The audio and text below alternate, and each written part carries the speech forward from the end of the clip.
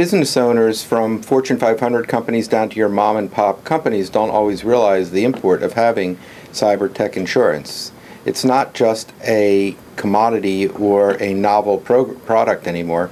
It's a product that's necessary for virtually any business, even if they don't store personal information. It could include their own financial personal information. Let's say that your server is hacked into and you have your own information on there. Wouldn't you want that protected? It would be protected to some degree by liability insurance, tech liability insurance. Now, there are so many different forms out there, and there's so much competition in the marketplace these days, all offering a host of products and a variety of products that could be tailored to meet any company's needs. And as I said, virtually any company needs it to protect their own information, their customers' information, and what other confidential data that they might maintain, even on servers. And it's not just limited to technology.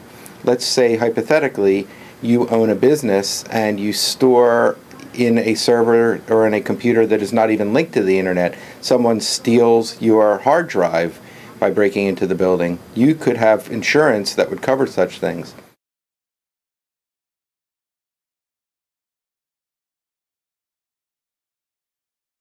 Well, there are various parts of a CGL policy that policyholder counsel have argued apply to a cyber threat or a breach. For example, certain policyholder counsel would argue that it's property damage. Now, the problem with the property damage argument is that CGL property policies apply to loss of tangible data, not intangible data such as computer technology and things like that. The policyholder counsel will say that is property. It is tangible because it's stored on a hard drive. It is tangible because it's information that can be published or printed.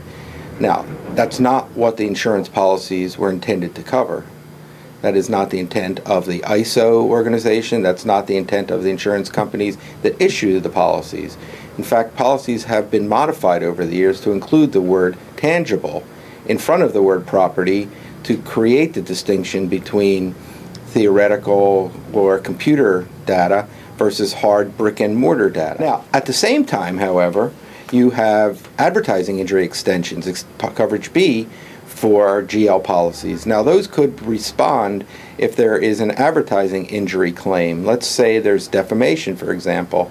That could be covered if the defamation was in the course of publication and it's widely disseminated to a large group of people. At that point, it could trigger a coverage B advertising, which creates a conundrum for certain insurers, because if the insurer or policyholder also has cyber tech insurance, there could be co-insurance or clashing insurance between the GL advertising injury and the tech form.